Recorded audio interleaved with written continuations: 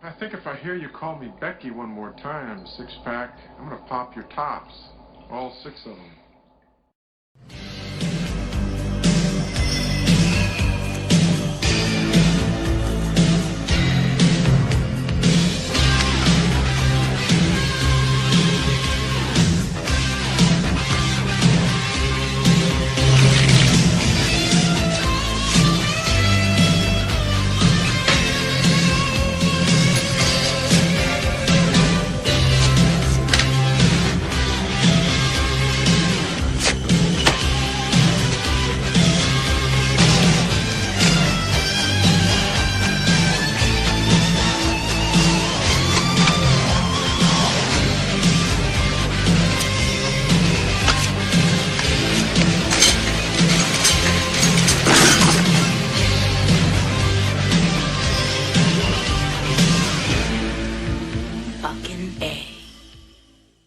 Once again, welcome back to another review. This is a PayPal request from Guillermo, who sent in a very generous PayPal request for quite a few movies, so I really appreciate that. And to get started, first off, if you ever want to send in requests for reviews, re-reviews, movie topics, or what have you, you either do so directly via my PayPal, or you can join me on my Patreon. The links are down below in the info box. But starting out with The Dark Tapes, which is a found footage anthology film. It's not as bad. Is it as bad? VHS is the other found footage anthology film I saw, and that one I got much more viscerally angry about it. And this one I can't really say I was much a fan of either, but I'm not really that viscerally. I don't know why I'm not that angry about it. It's still not good. Maybe because VHS kind of took me abroad, and now that I've seen one shitty found footage anthology film, and some good ones, VHS 2, I think it's a really good one. VHS 3, no, but I'd rather watch that than this one. Like VHS 3, at least I enjoyed the Steep Border segment. That was really cool. This, it feels really dirt cheap. There's about 4 stories. One of them I don't mind, to be fair. The first story, they do this thing where it's the first story, but it's also the wraparound. So it'll start going, then it cuts, and then we go into the second story. That finishes, then we go back to the first story, keeps going, it cuts, then goes to the third story. Then that goes, finishes, then go back to story 1, continues. Then cut, then the fourth story. That got annoying real quick. Granted, you just say that's the case for any wraparound.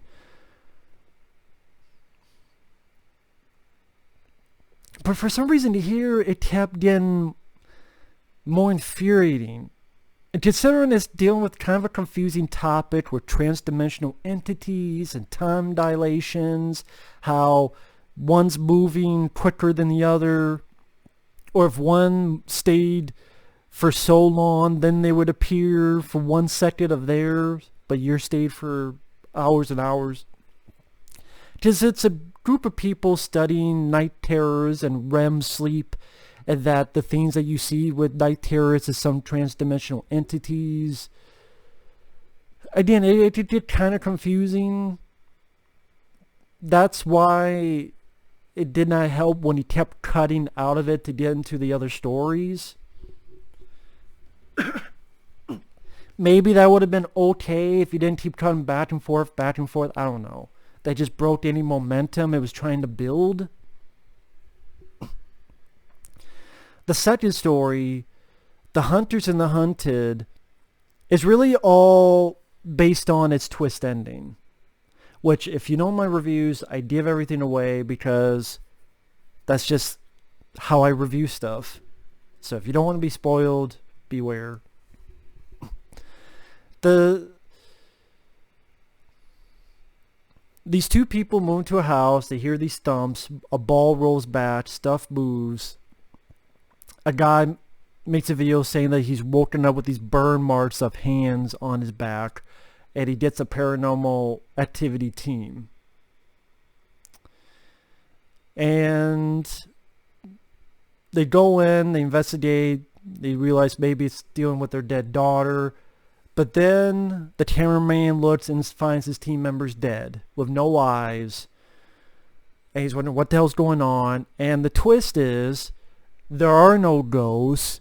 The couple are crazy psycho couple bitches. The guy and the girl faked everything. They faked the video. They faked the paranormal activity. They used effects. And they even mocked the guy. Like, you guys didn't even do any research? You just came in here without doing any research? That there was anything wrong with the house or anything? Wow, it was easy to fool you guys. I mean, what you can do with After Effects. And then they get their daughter, who is not dead, who is alive and just as psycho as them, to help kill. I granted the stabbing is a very over-the-top sound effect. It's like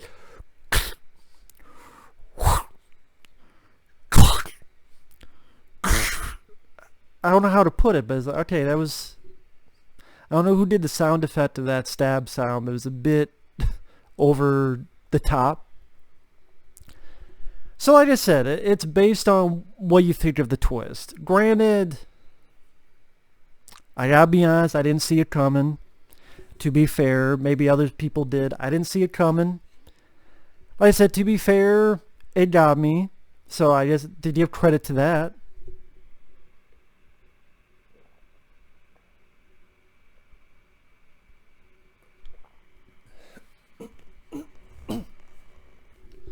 But then my thinking is, okay, you got me, then what? Is this really a story I would ever want to witness or rewatch again?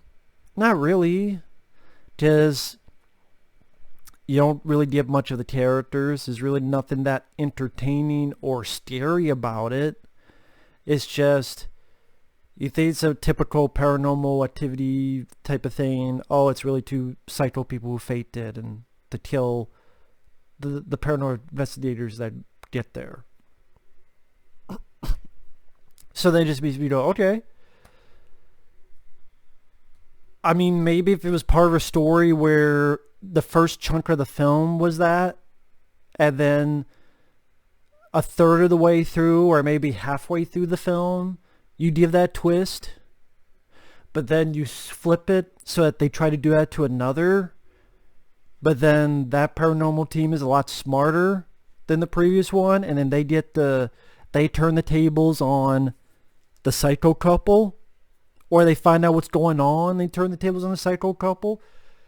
Then maybe that could be an actual story, maybe some development of characters. But that's the tough thing with anthologies, to develop characters, because you only have a much shorter running time. But it's okay. Really, it's there for the twist ending. Nothing else. Just even the stairs, there's really nothing to... I don't know why I got my shirt. I think I had my shirt because I think it just ripped my heart up. Oomside. With some of this shit. Welcome to a review with the co-star, the hairy chest. If I could button the fucking thing... Yeah, that's what you get when you mow and not pay attention. Just push it. Ah, shit. Well, at least they're matching. It's the sign of the devil or something. Oh, look at that. I don't know why. For some reason, I felt like something from Super Friends. Without powers combined. No, that's Captain Planet.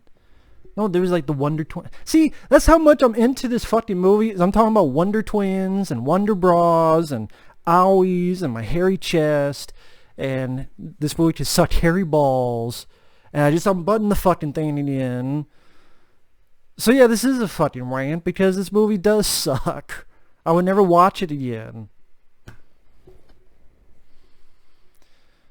So that was story 2. Then go back to story 1, where the REM sleeps, they do an experiment, they see a creature.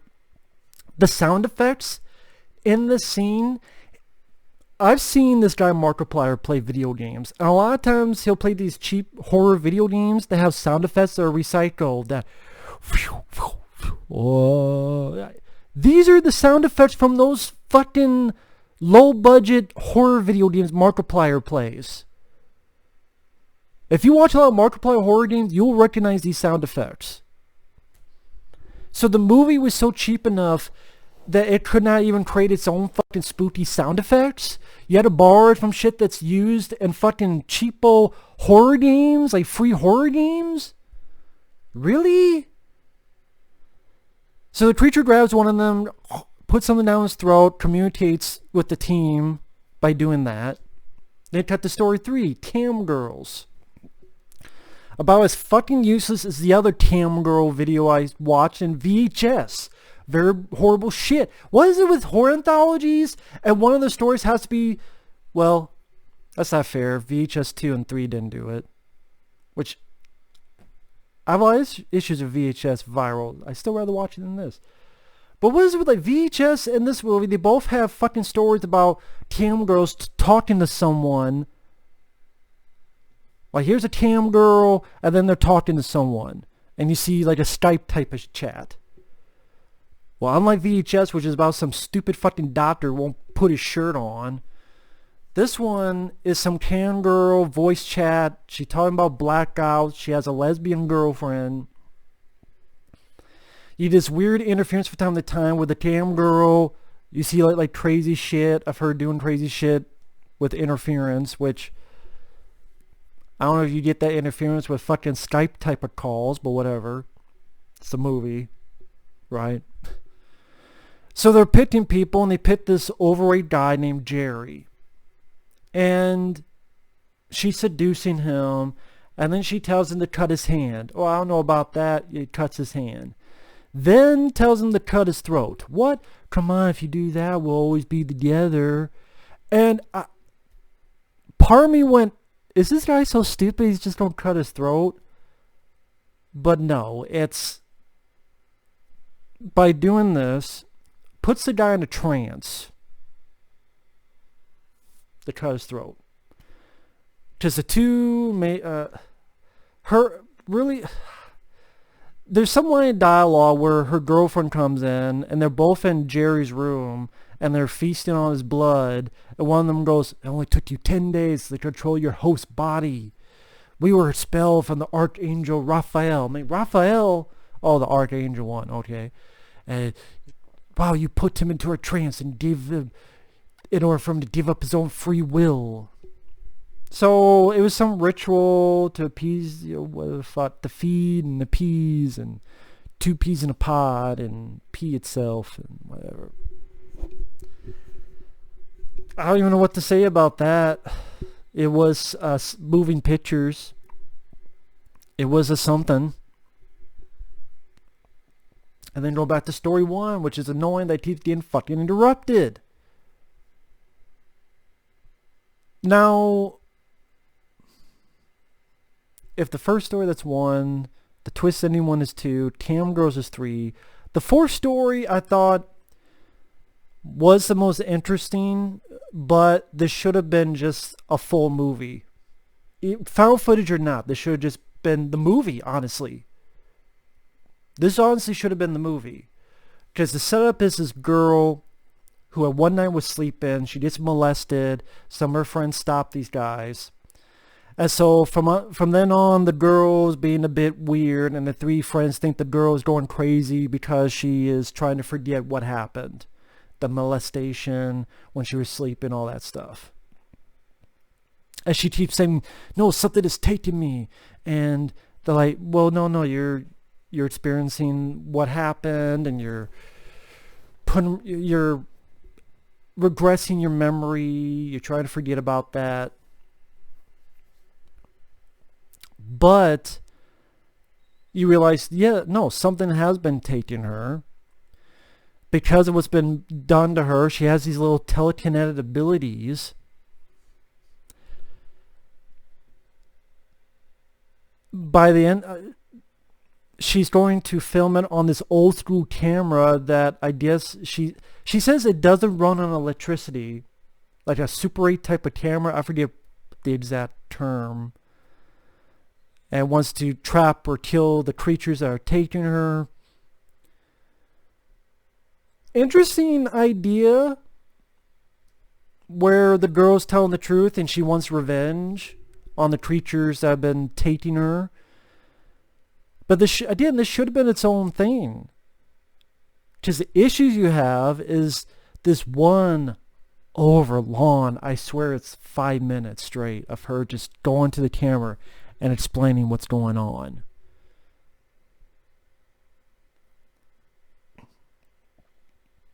Not long ago, they did this, and then they did this, and then I brought you guys here because I wanted to see if it would work, but it didn't, because they still took me, and they knocked you guys out, and then this happened, and I want to do this, and I think I saw this. It's just literally her explaining all shit that we could have been shown, shit that we could have built up to throughout a movie.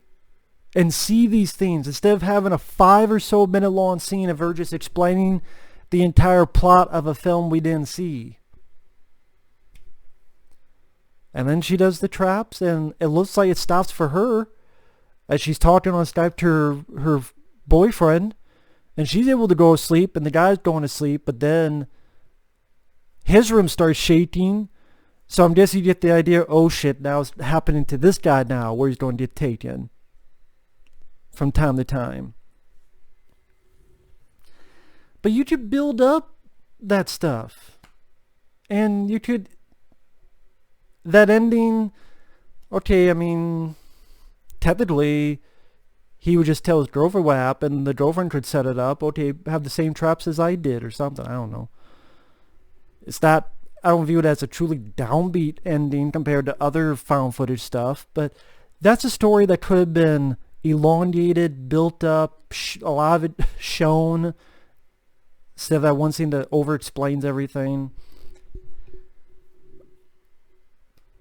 Of the segments, that's the one I could deal with. And then back to story 1. By this point, one guy's been killed. He got cut in half because he tried to go through, but then because of different portals, he was cut in half. The one guy gets killed by the creature. The girl escapes, but she's now in this alternate, the REM reality where no one can see her, no one can talk to her. So pretty much what the ending of Mirrors with Kiefer Sutherland. Man.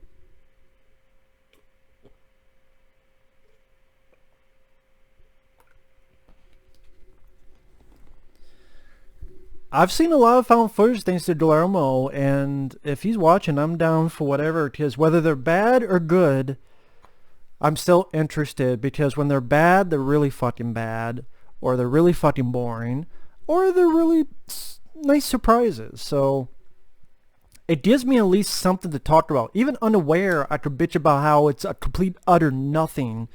That was another person who requested that, but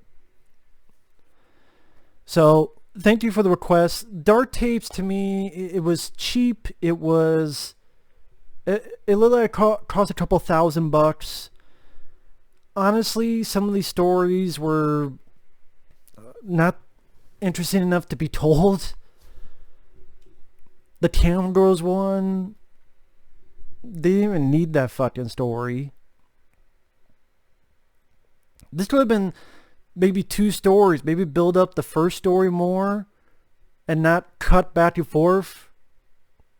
Make things discombobulated. And then the second half could be the story about the lady who's been being taken, and develop it more. Build up more. Maybe if it was just those 2 stories and built up more, maybe. Just the REM sleep, night terrors, at least that could be an interesting idea to go into that realm. Transdimensional entities. And I already talked about the 4th story. That could, but the other stories were pointless. The acting is at times subpar. At times meh. The effects, low budget. The film quality, low budget. Yeah, one of the stories, some of the sound effects are taken right out of a fucking cheap horror game Markiplier would play. So the Dark Tapes, I would never see it again. Is it worse than VHS? It's still not as bad as Veronica by Danzig. That's not found footage, but that's an anthology film. It's not as bad as Creepshow 3 for anthologies. VHS,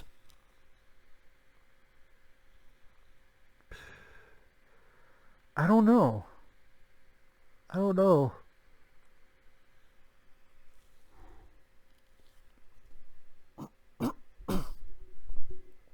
I don't know. I have to think about that. But either way, thanks for watching. Take care. We'll see you guys later. Bye-bye.